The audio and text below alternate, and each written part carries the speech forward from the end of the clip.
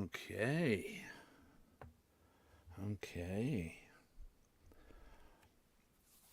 Yes. I think we're ready to stream. It's 4 p.m.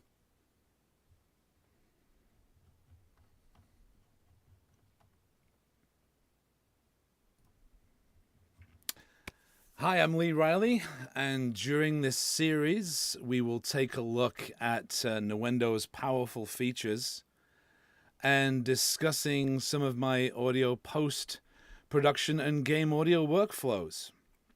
Lots of stuff to talk about, and of course, we'd always love you to chime in, like and subscribe, and all that good stuff. So let's take a look at today's topic, shall we?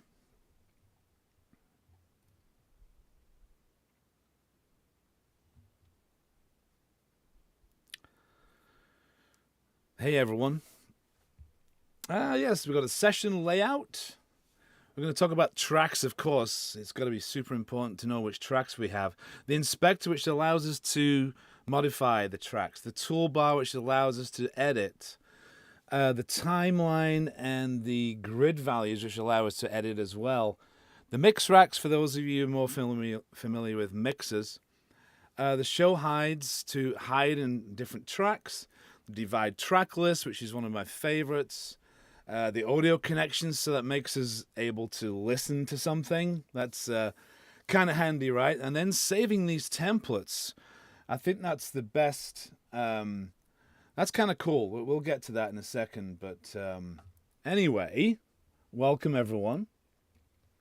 I can see a few people chiming in. Yeah, let's see. Chris, Stefano, Michael, Ross, and Dennis. I hope I'm saying your name correctly. Well, hello to everybody. So I'm glad you could make it today. So I think the best thing for me to say about this first episode is the fact that this is a basic introduction. And hello from Germany. A basic introduction to it is a worldwide phenomenon. A basic introduction to Nuendo. You know, some of you may have another DAW. Some of you may have just bought Nuendo, and you're not quite familiar with it. You're kind of a little daunted by, a little scared by a few things. But that's what we're here for, to basically make sure that we understand the basics. And speaking of the basics, hopefully we can get to keep the topics kind of basic if we can today, because we have plenty of time to get into the more advanced stuff, should we say. So let's just, for those people who are just joining Nuendo and trying to get into it, let's just start with, here's the project window, right? This looks, it's basically an edit window. You can edit things, right? And everything's right in front of us. Everything that we need is in front of us right here. Of course, we have multiple windows, but I'll get to that in a second. So just like any DAW, you can actually scroll along, of course, and I've got a small post-production setup right here. With different tracks. You can see the tracks that are varying through, and I've split everything up into, Foley and some dialogue and then some sound effects. Those are the typical things that you do in any backgrounds, of course, in any particular setup. Those eagle-eyed people may have noticed that there's a few marker tracks, and we're going to talk about those when we talk about tracks. We can have up to 32 tracks, as in marker tracks, in Nuendo. Anyway, great. Which is really handy, because I'm you wouldn't think so by looking at this screen that I'm organized, but hello, hey, every so often, forgive me, I'm going to look down. South Africa, great. Shout out to LA.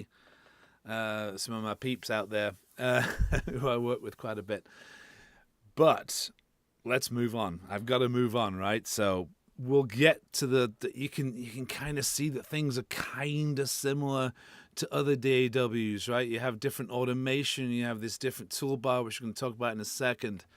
You know, we have grid values, we're going to talk about that. We have, you know, show hides, you know, with all these different things we can talk about. Let me just show you real quick the mix window. So that kind of looks like, you know, something very familiar, right? Everyone's kind of familiar with the mix window. And this is no different. The cool thing about it, which I really love, and Cubase does this as well, the fact that you can scroll through and notice that those tracks to the right over here are, you know, basically they're just staying put. You can fix those, right? You can basically, you have zones which are right down here, and I can determine which tracks sit into those zones. So anything on the right-hand side there, I've got a dialogue bus or whatever it may be. You know, I've got things that I can add to it. When we're looking at a few more bits and pieces of this, if we start at the top and work our way down, right? So it's just like a rack for anyone that's familiar with a mixer, right? So if you've got right from the top, even console guys out there, where are my console guys? You know, I'm sure there's some out there. Hello from Brussels. Where are my console guys? You're out there somewhere. So basically your signal flow. We were always taught that our signal flow comes in, right? So we're looking at, you know, our routing at the top here. So we have our inputs and we have the output or the routing wherever that track is going to go. You can have busing as well, just like in any other DAWs. But below it, of course, we have our inserts. This is where we place our plugins. We have a few inserts there that we can... console guy here. Awesome. Other people out there. Here's kind of cool as well, where it shows any EQ that you happen to have per track, right? Just like a console strip, right? Just the same kind of thing, right? But I can actually go to this track's individual EQ as well. And let's enable that, of course, right? So you've got this individual EQ that we have for this particular track. And, you know, we can do that with any of our tracks with these buttons right here, the edit channel settings, which we can talk about a little bit later. Don't want to get too ahead of myself. Now sends, of course, with sends you can organize a send to go to an effect. You can organize a send to go to different groups, right? Excuse me. And then VCAs. So right below that we have panning. Here we go. Summing, mixer, and Dolby, the best way to take advantage of them. That's an advanced question. We'll get to that as soon as we can. Okay, we got panning right here. We got mute, and then we got solo for certain groups. Notice that those are grouped, right? So the fader itself, and then, you know, automation modes, which we'll talk about later on in the series, right? So the naming of the tracks, you can move the physical tracks around. And then you have over here, you're going to see the meters. Right, so the meters themselves. If I play something today, you're going to hear it, but unfortunately we can't meter it. I'm going to have to tweak my my outputs a little bit and figure out a best way of doing this so you can actually see the overall experience. No, well, let's actually play something, right? So, yeah, there we go. So we're going to play something so you can actually see. Hopefully you guys are getting, you know, an output out there. With the meter itself, like I say, we're not showing the meter right now. But there's something I'll get to, control room, which I'll get to how to set up. Don't forget the pre-section. You're absolutely right. And the pre-section is set in the racks here, right? So that talking of the racks, I can show hide my direct routing, the device panels, physical, you know, Q sends and everything else.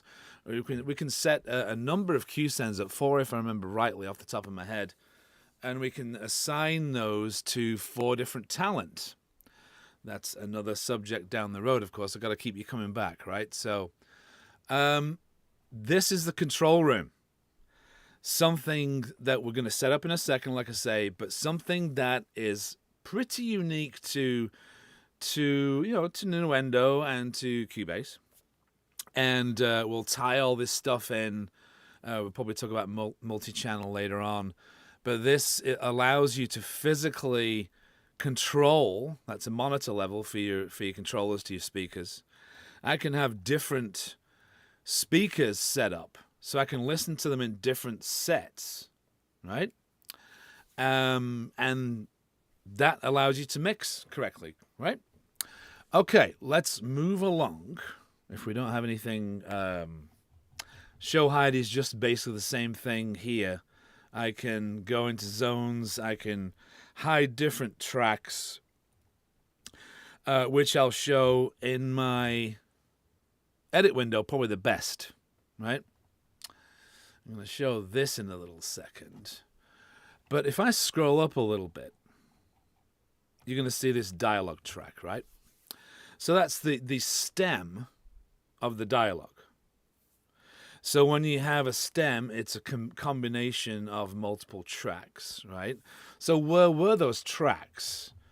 So they were hidden, right? So I basically had the source dialogue, and they're rendered inactive because they're grayed out, right? I've made them. I can actually physically enable and disable the track, right? We'll talk about tracks in a little bit. Getting ahead of myself. But those are I'm going to have a dialogue. Actually, the next topic is going to be for all you dialogue guys out there. I'm going to talk about all the dialogue workflow, so stick with me. There's going to be... okay, so here's my show hide. I can physically go in there. And I've sent them to a bus, right? So, of course, we're going to talk about that sooner or later. Right, so this is our inspector, right? So the inspector over here is, notice how that changes slightly depending on what kind of a track we're running on, right? So we're running on audio tracks right now. I could scroll down here using my quick keys, which if people know me well enough, they'll know that I'm a quick key wizard. So we're going up and down these tracks, and you can see that these, basically we can control things. It's a little bit clunky here, but we'll get to that. I can solo something from here. I can mute something from here, and you can see me over in this top left-hand corner trying to do that. I can also show all my inserts here on that track. And notice that it is selected at the same time, so you can see in that track editor, that inspector, exactly what's happening. Yeah, I can put a little pitch shifter in there or something, whatever it may be, right? So we'll have a plugin over here, which is a bit of a strange plugin to put right there. But anyway, it just gives you an idea that those are our inserts, right? Those can be done on the mix window as well. So, sends. Let's say that I want to send something to somebody.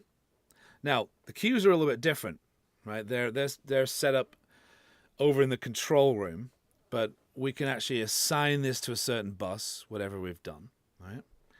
So those are our sends. We can actually go to an effect. That shows the actual output routing, which I can mute, I can change, I can basically, if I just Apple click this, and it will assign something completely different. I don't want to lose what I was. Oh, hold on, there we go. It's option click. Sorry, I knew something was going to go wrong today, but anyway. So option clicking that allows you to, for you PC people, the Alt, right?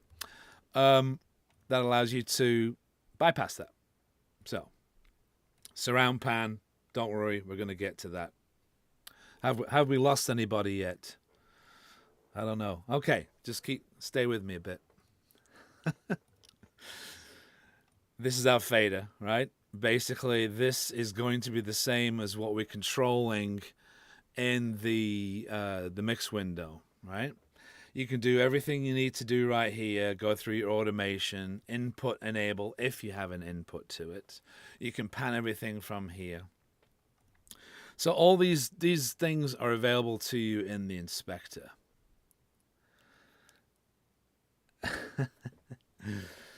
Okay, so visibility, I've already talked about that, right? So that's the inspector for the edit window. The project window.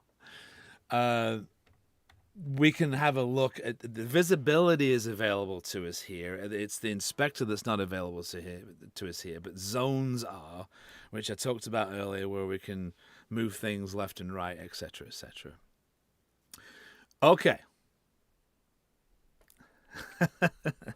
Hey, Kevin. So, tracks. Oh boy. Okay, are you ready now? Right. Okay. Just like most DAWs out there, it's you have all kinds of tracks, right? So I can physically go and create add a track, right? So there's that way. There's also other ways I can add, which my quick controls here that I have, shift. I've got myself set up with a quick key to bring that up. I can go to an instrument track, a sampler track, which of course we'll talk about in our music section, the MIDI tracks, audio tracks, group tracks, which allow us to physically group things together, right? So it's like this guy right here, because if you're seeing these mutes, those mutes are going on and off, right, at the same time, because they're part of the same group.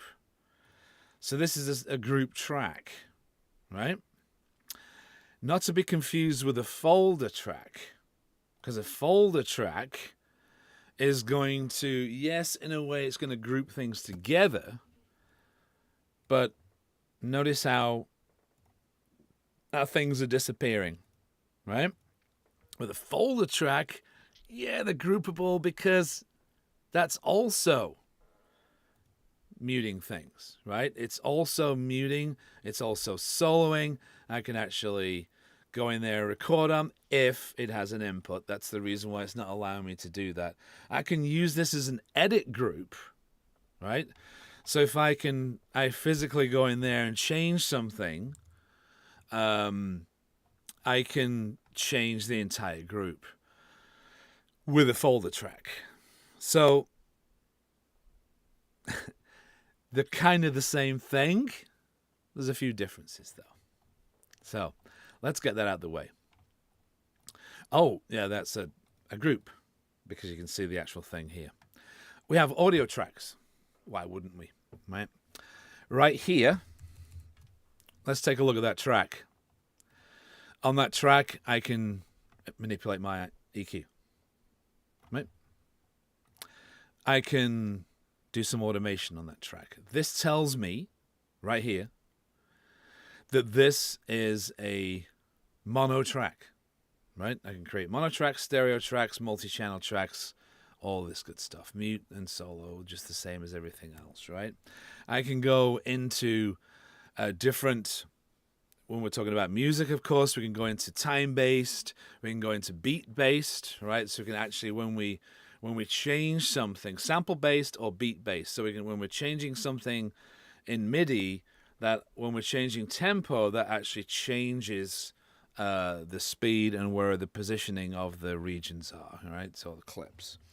So there we have those kind of things there. Do we have any questions? How customizable? Oh, I've got this one right here. Ben. Ben is asking about how customizable the quick keys. Okay, I'm willing to deviate slightly for that just to show you, because this is one of my favorite things in Nuendo. Okay, you can actually assign Pro Tools keys, if you're Pro Tools and familiar with Pro Tools. But you can actually set up, whatever you want. You can have macros to set up whatever you want. I can even set up an iPad and physically control everything through an app. And you can actually set up little squares to do touch button things in Nuendo itself. So these are the things you can actually go in and set and assign things. You can pretty much customize whatever you want. And you can assign and save those, right? So you can, you can always recall those and use them in different sessions. It's a global thing, right? Or you can actually export those if you have Nuendo on another system. Okay, let's have a look. Okay, excellent. Thank you, Ben. It's been answered. Great. Right, tracks, color. Here we go. Coloring our tracks. Just one thing down here. I had this stem right here, and I want to keep all my dialogue. Who among us here is really likes to color code things to make things kind of the same color, so visually you can actually see things happening, right? You probably have a few people out there that like that. So I could color those. Actually, what's going to have to happen, I'm going to do this. It's a little awkward. I can actually go here and assign these colors, right? And assign my tracks to be a certain color, which allows the clips inside of them to be this way, all right? Okay. Any questions coming up? Use the key commands from Cubase. Yes, the key commands from Cubase are available to use in Nuendo. They're pretty much similar, right? They're pretty much similar. But you'd have to do, because of the different, the extra functions, you'd actually have to add them to what your Cubase ones are. So you could actually use those with, add them to your Cubase stuff, right? Okay, tracks. A bit more about tracks here. We've got folders, more folders down here. Effects tracks. Why not? Let's say I want to add an effect to our Foley, right? Which is always a good thing, right? So what I'm going to do, actually what I could do is, there's two ways I could do this. I could physically click on just the tracks that I want to assign, or because they're in a group, I can assign that as well. Slightly different workflow there, slightly different signal flow. But I could right-click. You do a lot of right-clicking in Nuendo. So I can do this by assigning an effects channel. Right? So what I'm going to do is use their Nuendo's amazing, actually reverence, sorry. I'm going to use that. And I'm going to call that my Foley verb. Okay? Awesome.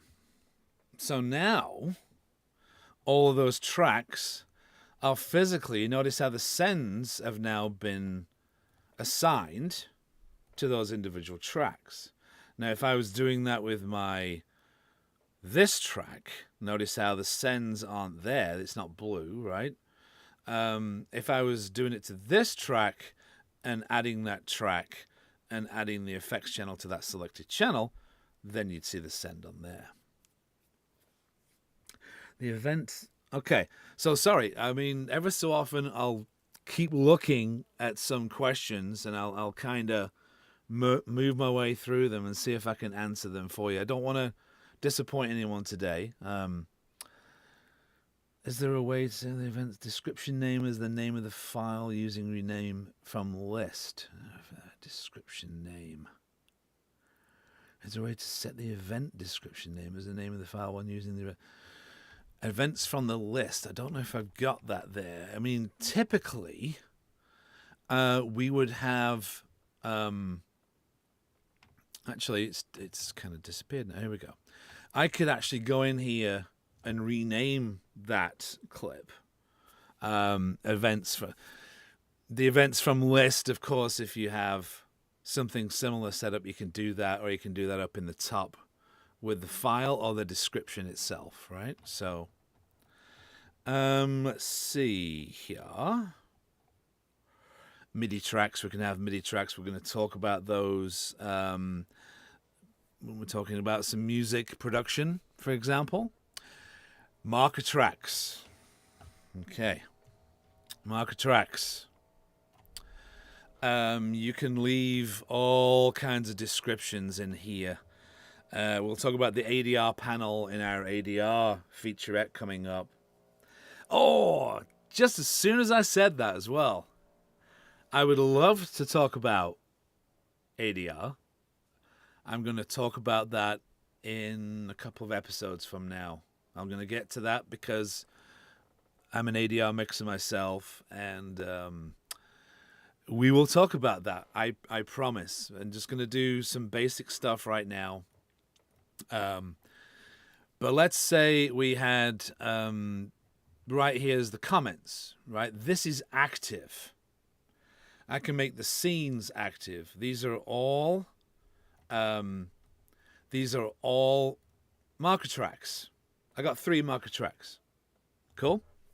So those marker tracks, whatever I can make active. So when I go to show in this marker window, which is Command M as I've got set up anyway, I can go through and, and physically go between my marker tracks. Okay. So I can insert like different types of markers, right? I can do a cycle marker. So a cycle marker is basically where I would click, and I just made on the comments track, there it is, because that was active, right?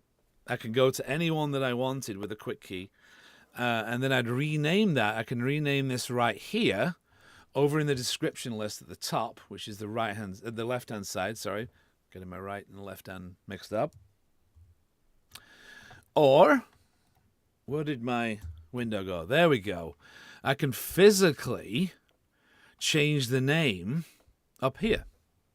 So I can type in something, and then that changes. So I can go down here and change, let's say, comments.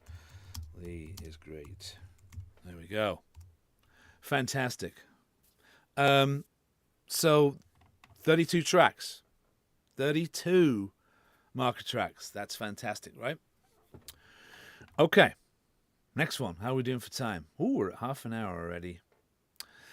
There we go. So you can notice that I can go between all these markers on my comments.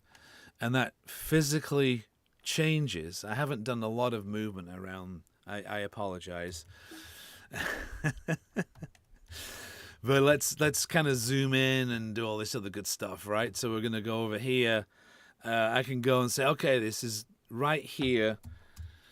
Where are we? There we go. You can see that it's lit. All right. I can go between, and now I can do that, and my cursor moves with that, which is kind of handy. Insert a cycle marker. There is a quick key for that. There is a macro. Yes, whatever's selected, I can do that on the fly. I can basically, I mean, it's very similar to Pro Tools in that, whereas you hit M or whatever, you quick, or Enter, for example, in Pro Tools, you can actually set up something, whereas you do physically, I can go in and click, add marker, but I could actually assign that on an iPad. That's a great question. And then as soon as I click on that, it's going to assign these. It's going to be a bit weird with a cycle marker because you technically have to be cycling. In other words, right now I can cycle this. It repeats. Right, so you can go from, and then it jumps back because that's your cycle. This is basically like a way of selecting an area, right? So I can do that, and I got a quick key, which is Shift C, right? Which I've set up. You can set it up whereas it's Shift C, whatever you want that to be, and it comes up with the marker window, and then you automatically name it, and then and you can do that on the fly, right? So everything is completely on the fly, right? So that's a great post-production tool. I'm making a big mess of this session, aren't I? So anyway, I won't save it, so don't worry about it. Well, we've got plenty of those to play with anyway. So, okay. Right, if I can move on, based on images. Ooh, that's a good question. But if you've split images, as in video, because if I split the video, which I can actually split the video and edit the video. If I select that, I can go by scenes. So that's fantastic, right? So there's guys out there who we're going to talk about Foley spotting later on and all this good stuff. You know, ADR spotting, Foley spotting, using this and cutting to picture and using markers and taking advantage of all those marker tracks, right? You can actually have characters assigned to each marker track. You can actually have surfaces assigned to each marker track. We'll talk about that later on. Anyway, so I'm having too much fun here. Anyway, talk about tools, shall we? Right. There we go. If I'm selecting this track, oh, I can't play that piece of music because we might get in trouble. Let's play something I did, maybe. So let's say we had this music right here. Oh yeah, video track. Oh, we can't play that either because that's gotta be very careful. Oh, look at that. Hey, here we go. So we're gonna select something, right? And we did this by, we're going to talk about this in a little bit more depth with our editing one, which is the next time, a dialogue one. You notice that we've got, for those of you who are on earlier versions, more than one video file. Yes, you can. I think it goes to 2. I think Aldo, someone may have to double check on that, but the last time I checked, 2 video files. Yes, there you go. 2 video files, yes. Now, as long as it's the same frame rate, everything will work fine. But where was I now? Anyway, we were talking about the toolbar. Right, sorry. So anyone who had the version earlier, I think it was version 10 or version 9, I think. Basically, you couldn't do this. Now, this is new to version 10 or 11, I believe. It's definitely 10, I think.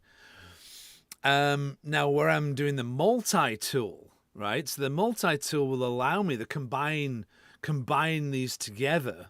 Well, I call it multi-tool anyway.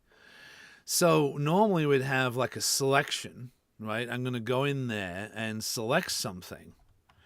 So that's my selector, right? I can physically move these clips around, right? To picture, of course. I can set that up to be a little bit different, which we'll talk about when we're editing to picture. I'm going to undo that because we don't want to mess that up. But yet, I can change this. I can time stretch it, or I can physically size by moving contents. So notice how it's got a little different icon on there. I can shift some. Oh, why is it not working? Come on. There we go.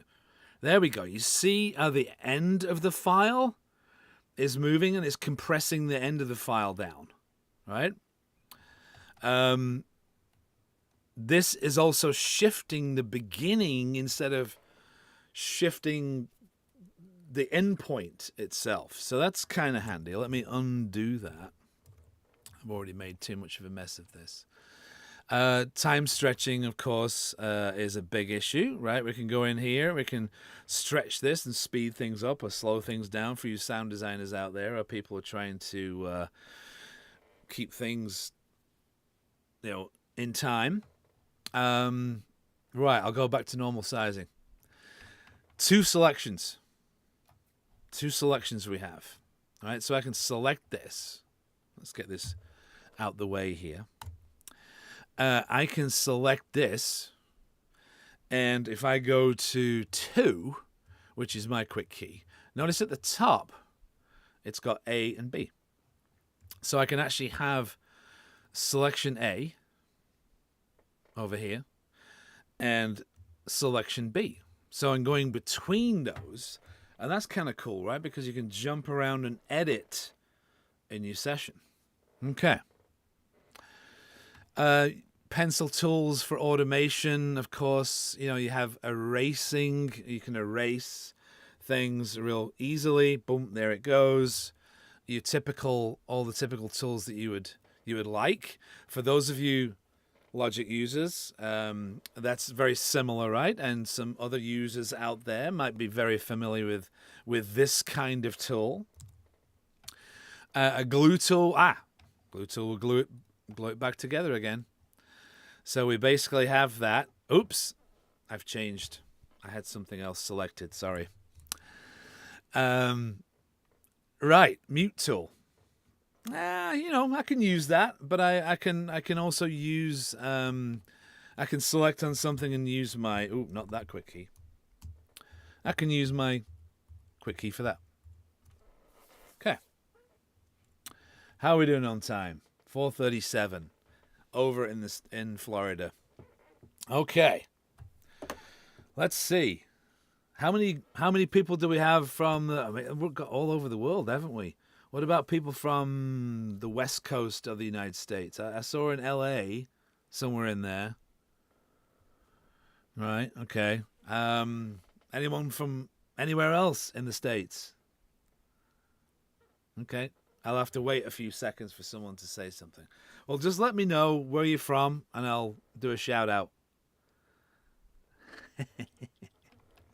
Okay, give me a few seconds. Right. Time warp. We're going to talk about that later on as well. At the top, a speaker icon. I can physically go across and audition wherever I am, right? A color tool if we need to color something, and we color and change that. That we can set that palette up.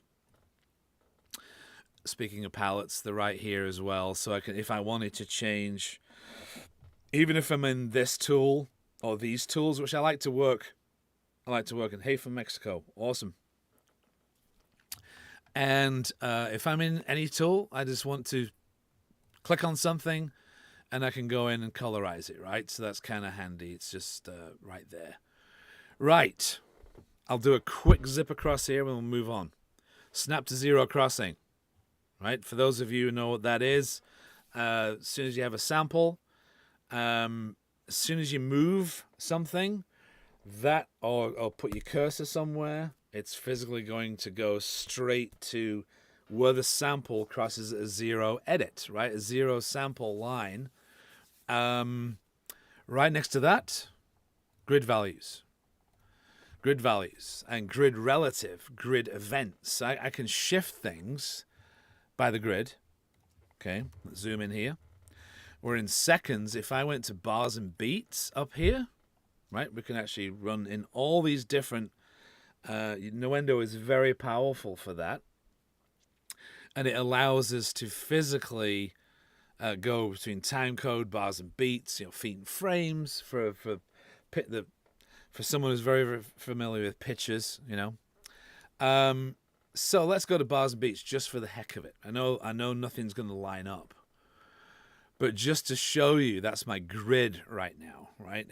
If I go over here, it's going to snap to the nearest beat or the nearest bar, depending on what we're setting it up as, right? So we can go to bars, we can go to beats, Also, let's go back to show it in time code, shall we? I'm gonna go back. I'm gonna snap that in there. By the way, that was a quick key, another quick key. Whereas we selected something, and I made sure that that snapped to the beginning of that other clip. So that is my command key, right, on a Mac, which is kind of cool. I'm going to show you guys so many quick key things. It's amazing. So Nuendo will store all of those, and it's you just got to remember which ones are which. So where was I? Grid values. Awesome. And I haven't had that much coffee today either. This is kind of cool, but give me a second.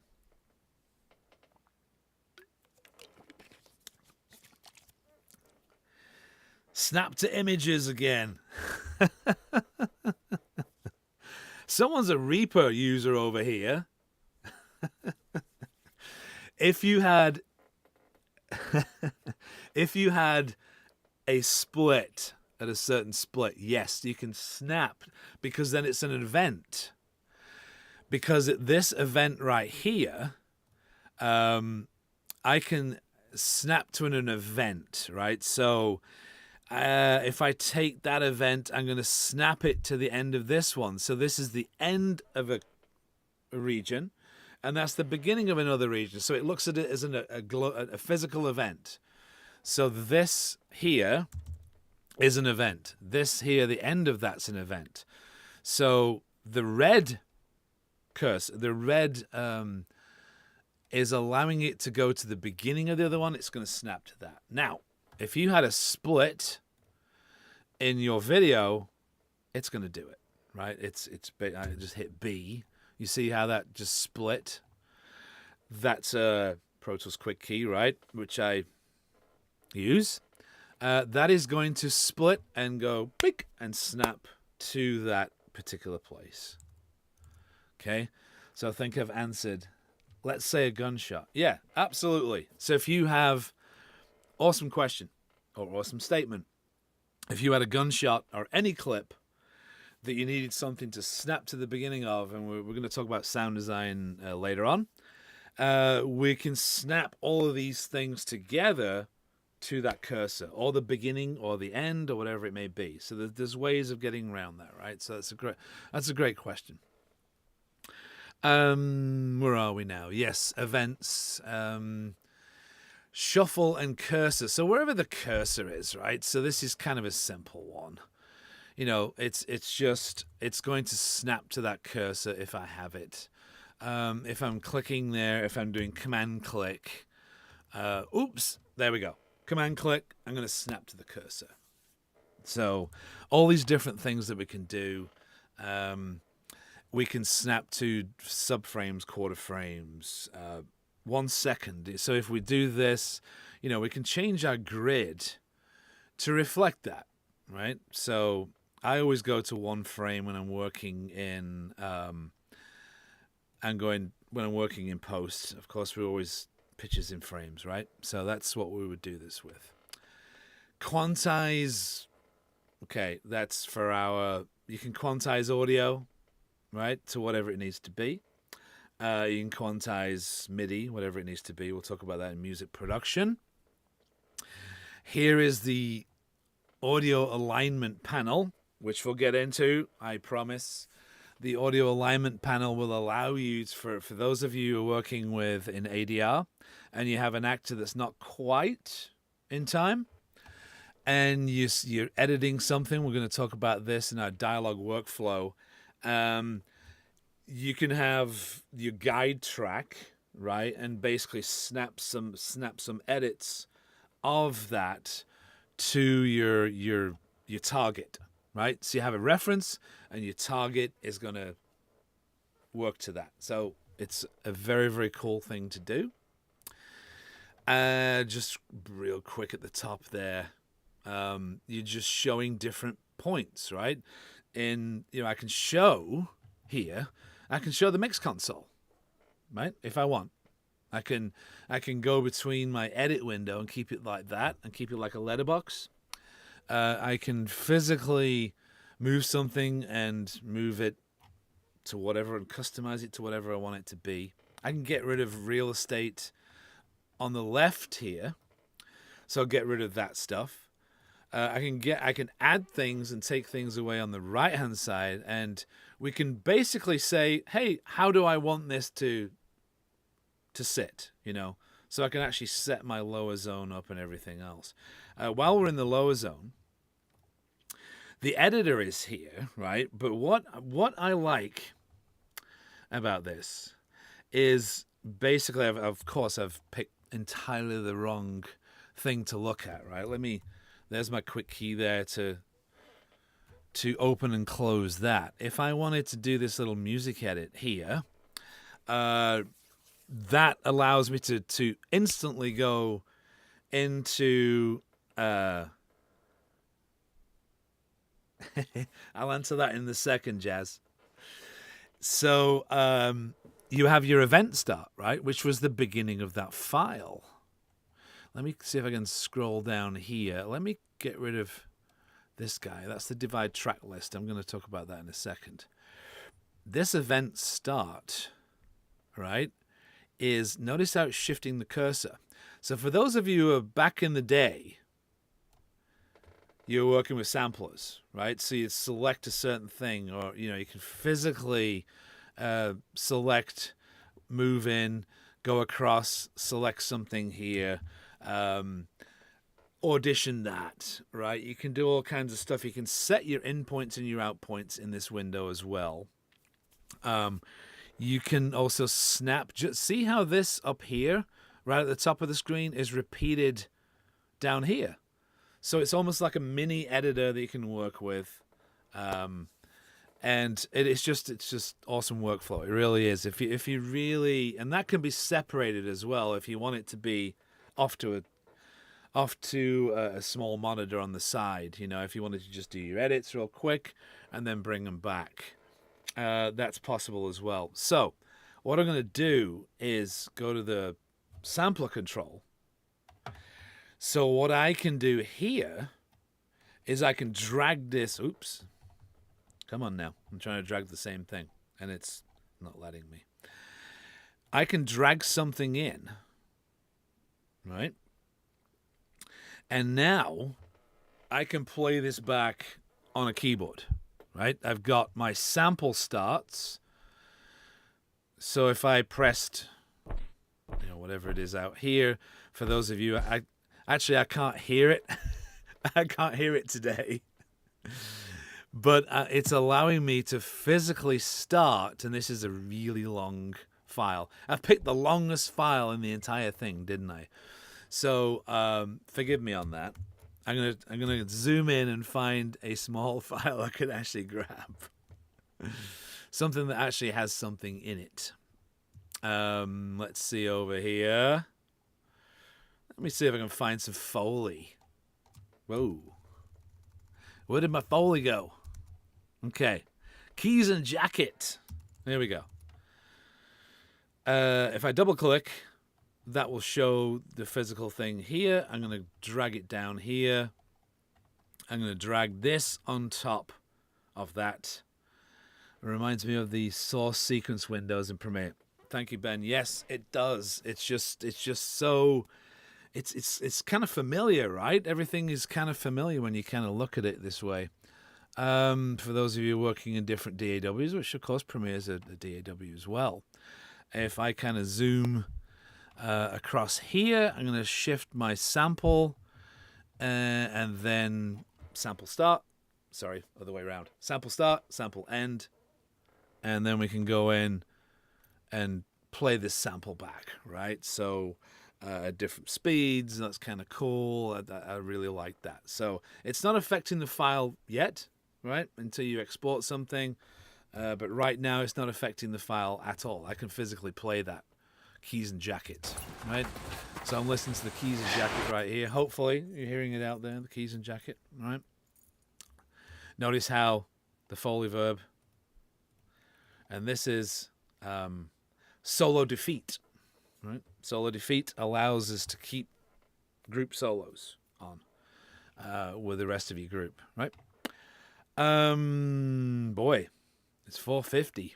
Let's have a look at something else. I think I've taken up. I think it pretty much gone across here. Right? We can go into something a little bit, later. I kept mentioning this divide, right? This divide is awesome because it allows you to keep two separate edits, right? Two separate sections of your project window. And this is the, basically you can actually zoom in here. But the divide track list is right here. There's a little click, that tiny, tiny little thing. If I was using ScreenFlow, I'd point this out a little better. I should have actually took Greg's advice there and made a bigger cursor. So thank you to Greg. I'll take your advice next time. And of course, if anyone needs to ask me something or say, hey, next time, can you do this, Lee? Please leave some comments. I'll be sure to look at them and take your advice and see what we can do. But anyway, I can scroll right at the top and notice that those have moved back. They're not separated anymore. So what I've got is these three tracks right here. I'm going to hit that divide track list. And now it's a separate thing. I can grab this up here. I can move this up here. I can scroll differently and separate my screens. Hey, Greg, checking in from Alexandria up north there. Awesome. I think we're ready for, what do you think about audio connections? We've not talked about any control room. Right, okay, let's get into that. Control room. Okay, now we can set up multiple monitors, right? So for those of you who are checking stuff on large speakers and checking them on small, if you're planning on doing mixes for pretty much what people listen to stuff nowadays, right? They're on iPads or phones, or they're on laptops. So you need to check your mix, whatever it may be. It allows you to go to large format, small format, different outputs out of your interface, right? So whatever your interface is set as, the more outputs you have, the more you can do with it. But I can switch normally between whatever I've set up. So where do I find this, right? So this is under Studio. And Nuendo is the same as Cubase here. By saying, okay, well, we have audio connections, right? We have audio connections, so we can actually physically set our inputs and our outputs. At the moment, I don't have any inputs set because I'm coming in from, my routing is completely different because I'm streaming out to the worldwide world, right? So I can assign a preset. I've got some for my different systems right here. I can save that preset. I'm going to come to that in a little bit. But let's scoot along to this control room tab right here because I know I've seen some questions here. Now, my output is I'm going through a universal UA Apollo, right? So that's basically what I've got going here. This is attributed to my studio setup. So my studio setup is the main page where I would set that so that your audio connections is reflecting that. It reflects whatever interface you have. So my current interface is Thunderbolt UA, right? Which I can change. I can change a lot of different things about the core audio device settings are right here. And go to different samples. I can also determine that I need to go to something completely different. I need a different driver, right? So I might be doing something a little bit different, doing over Zoom for some other reason. You know, I can build my multi-output devices on my my audio MIDI setups, right? I can do multi-output devices, and these can be reflected in here. I can change that. I can, if I need 128 inputs and outputs, or 64 or 28 or whatever it may be, I can say, okay, this is my audio system, and I'm going to use that system, and I'm going to name these. I can name this, instead of it being mic line HZ1, I can name this as like Lee's mic, right? So that's part and parcel of whatever it may be, right? I digress a little bit. I'm going to have a look. Okay, I got to keep looking, because Aldo's doing a fantastic job. Give a round of applause for Aldo. He's kind of being my wingman today, and is answering some of the more advanced questions for now. But anyway, back to studio again. Sorry, here we go. This shows up here, right? If I wanted to, Lee's mic is right there. That's stereo, so I can actually create a mono bus and call that my mic if I wanted to, right? I'm going to take that off. I'm going to basically set up Lee's mic there, right? So that's fine. So anytime we create a track, we can have that as an input. We'll talk about all this stuff when we're getting signal in our dialogue one. Control room is directly reflected initially from our outputs. Right now, I've just got 2 stereo outputs.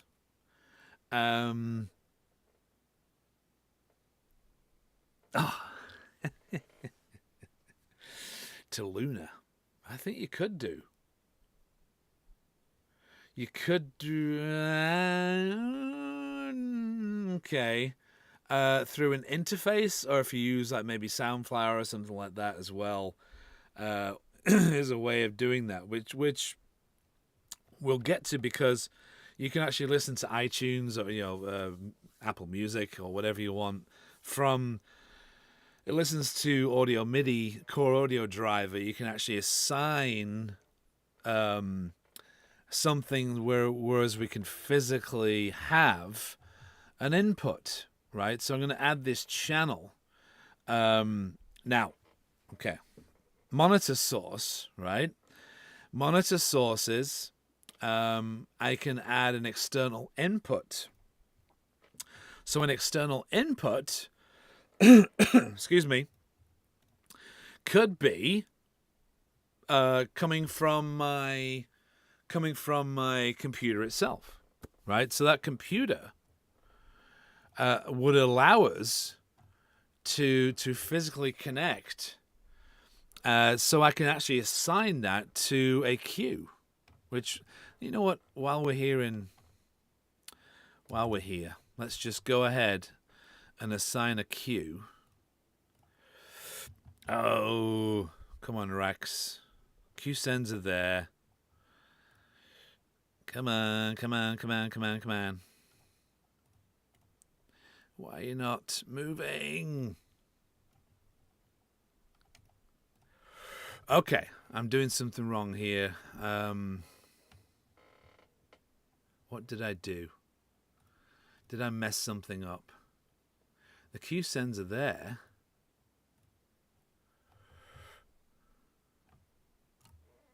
Okay, I got to do something else to get to that. We'll get to that in a second. Let's go back up here. I messed up here. Okay.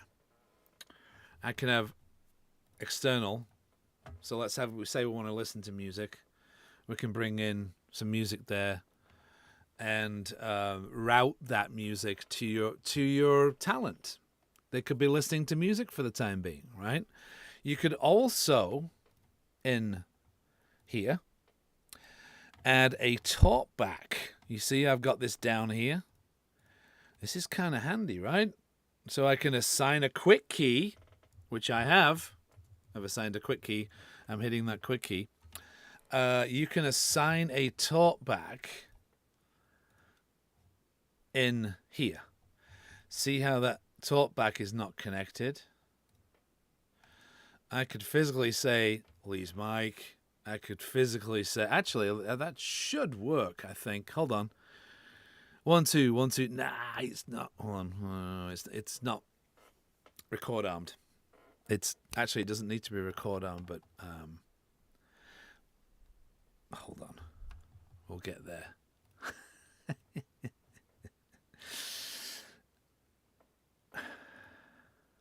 I can assign whatever I would go in there and assign, right? Basically, I can say, this is my talkback, and I can assign that microphone to that talkback button. And I can physically go and assign talkback to my cue system. Okay. Going between A monitors, B monitors, you can mix down to mono. You can actually assign a click in there. You can use reference levels that allows you to assign a click to people that are going through an output, a cue send, all that good stuff. This can be assigned in your control room, right? My output is set. The only reason why I've set my output here today, my speakers can be assigned. That could be a separate speakers again. We're talking about that.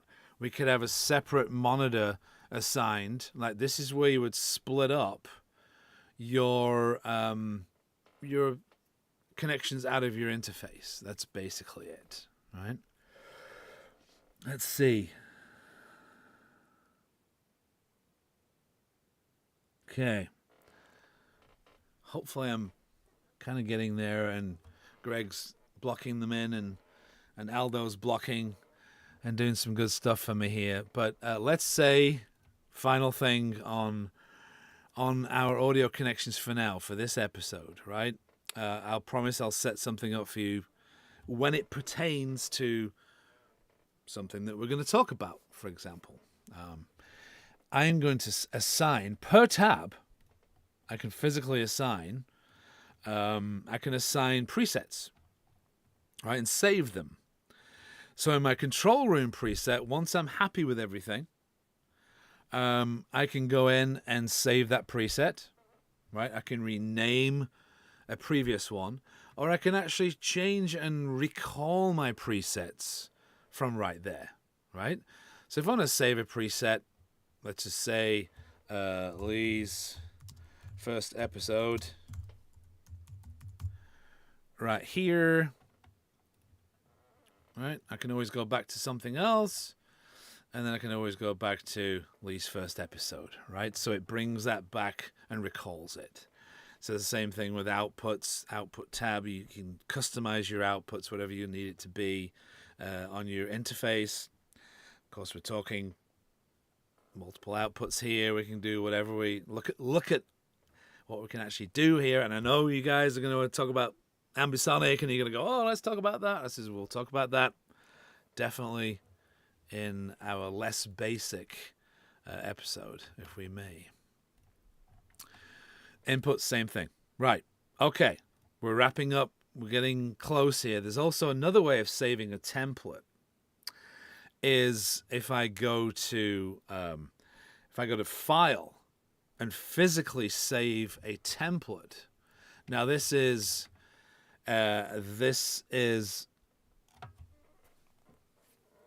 a way of physically saving the session itself. So let's say I'm setting up a certain amount of tracks, and I'm going to export those tracks, and I'm going to use that template every time I'm going to do music, or I'm going to use that every time I'm doing sound design, or every time I'm working on something else.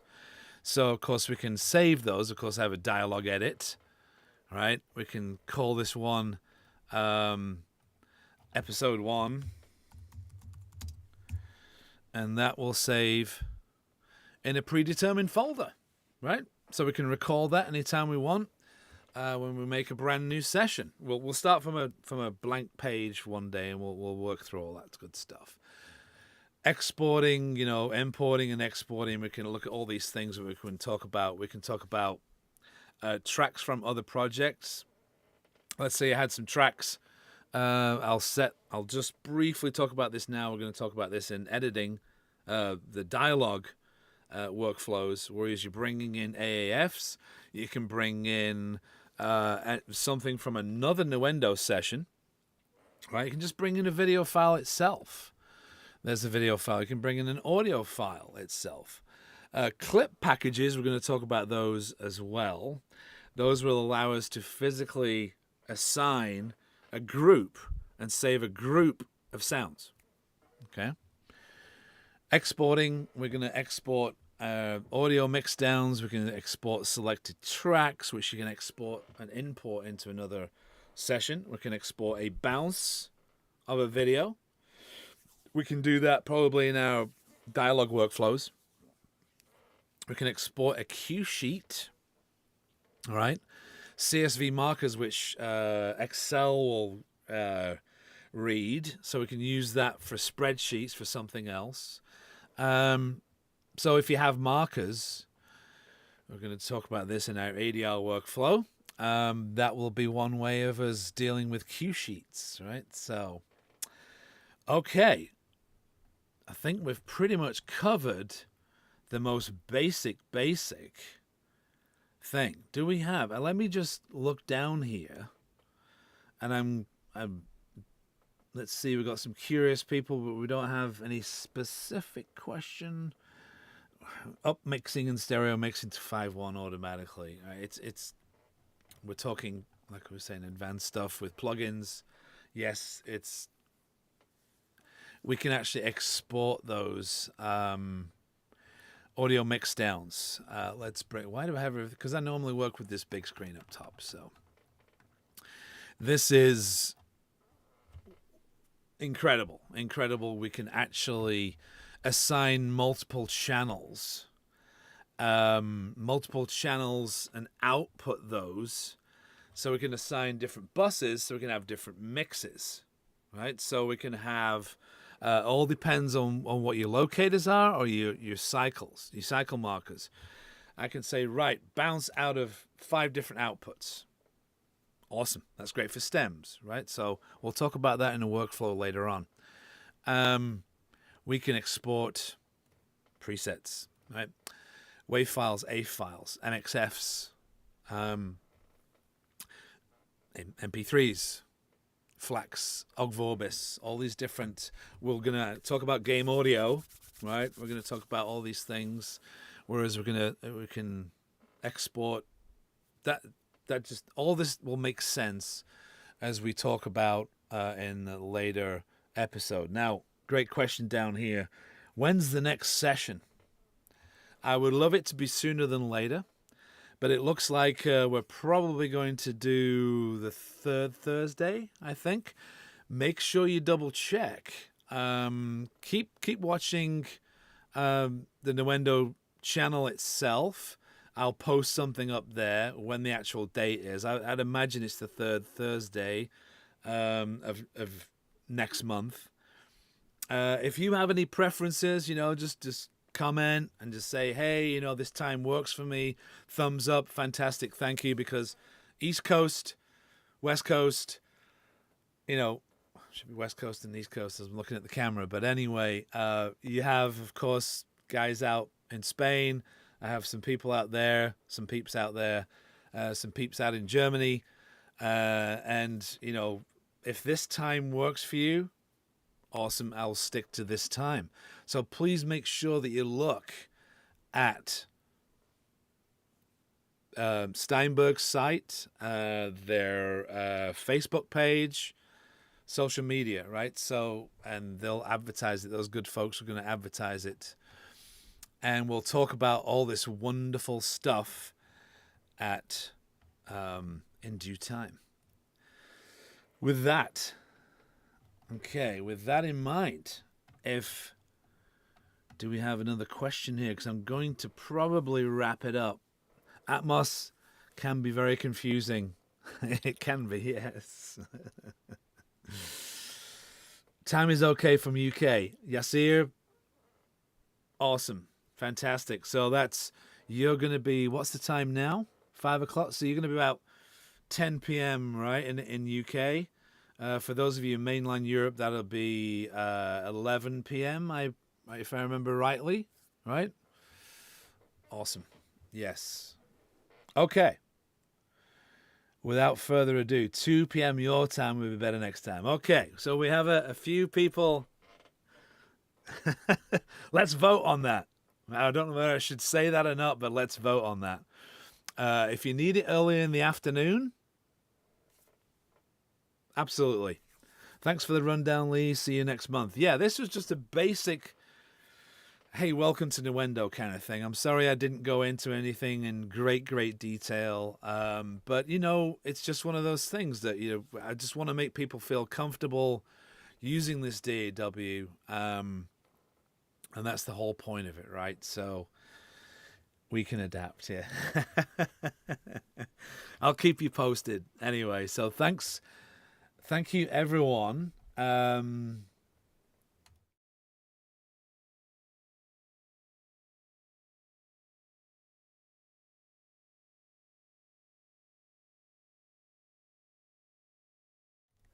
I'm sorry, we just lost my microphone, didn't we?